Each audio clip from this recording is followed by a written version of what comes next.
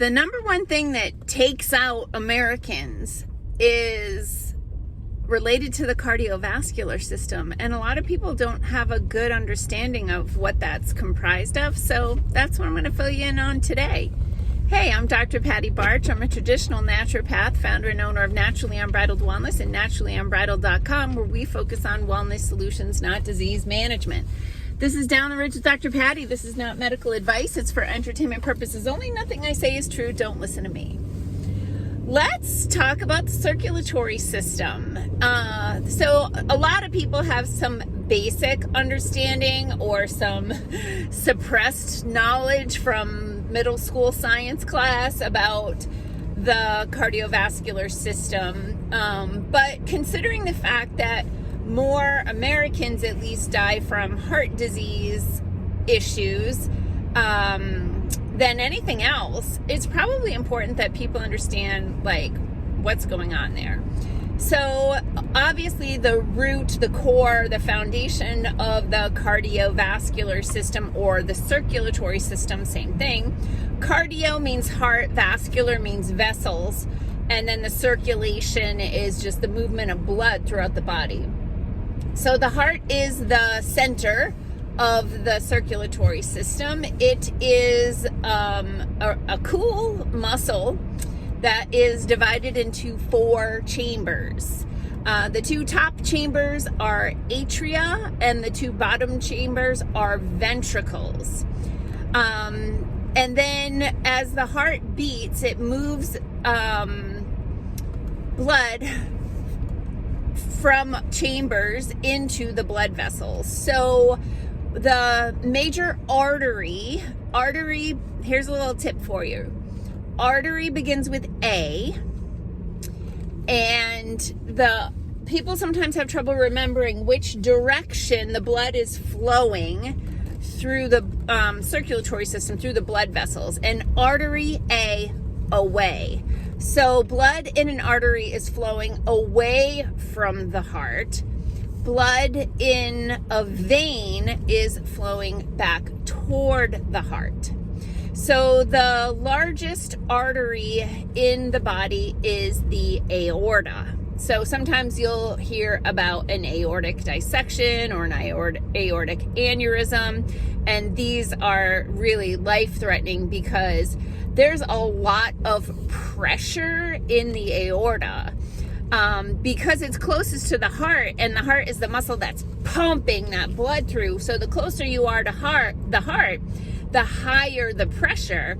And the further you get away from the heart, the lower the pressure. This is why a lot of people have cold hands and cold feet, because by the time you get that far away from the heart, the pressure is less and you're not getting good circulation to the extremities. So arteries carry blood away from the heart. Arteries are muscular. So when the heart beats, the arteries also beat. That's why you can feel your heartbeat in your carotid artery or in your wrist, because what you're feeling is the pulsing of the blood through the arteries. So as arteries move away from the heart, they get smaller. And the smaller diameter arteries are called arterioles, just meaning little arteries. Then as you get further down the branch of the circulatory system, the next smallest blood vessel is called capillaries. Capillaries are tiny. Capillaries are so small that a single cell fits through at a time. So they're lining up like one by one to fit through and squeeze through the capillaries. So capillaries are kind of cool because this is where a lot of the magic happens in the body as far as the exchange of oxygen for carbon dioxide in the capillaries of the alveoli, the little air sacs in the lung. So there's a little capillary that goes to each alveoli, and that's where the blood will dump off its carbon dioxide and pick up fresh oxygen. And that's happening on the capillary level. Then in the intestines, there are intestinal villi. They're like finger-like projections in the small intestine, and each one of those has a capillary in there too, and that's where nutrients get absorbed. And so we've talked a little bit about that. Beyond capillaries, we move into small veins called venules, just meaning tiny veins. Veins are not muscular like arteries are. Veins have valves, VV. The valves prevent the backflow of blood in the veins. So think about your feet, your legs, right? So the arteries are pushing blood down your leg, away from the heart, into your legs and feet. And then it's going through the capillaries, and then it needs to start heading back to the heart, so that it can return to the lungs, get reoxygenated, and go for another round. Think gravity, right? So when we have people who have like a venous insufficiency, venous meaning vein, that their veins aren't really doing a good job, it's typically because the structure of the vein is weakened, and perhaps the valves that they open and close like this, so that as the blood goes up toward the body and then they close, so it can't fall back down. The heart beats again, blood goes up, they come back down, so the blood can't slip back down. Otherwise, all your blood would end up in your feet.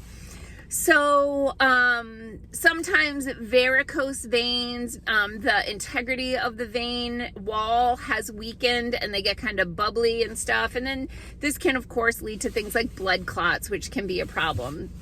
But fundamentally, you want to have your veins working appropriately and stopping that blood from flowing back down into your feet. So sometimes people who have edema or swelling in the feet, we have to figure out, is this venous insufficiency from the blood, or is this a lymphatic issue? And then we'll do a different video on the lymphatic system. And so in the blood itself, let me just circle back to something that's really common. So when we're talking about hardening of the arteries, this is actually the body's response. So cholesterol got a bad rap in the 80s, and cholesterol is actually an important molecule. Your body doesn't really want to make things that are bad for you.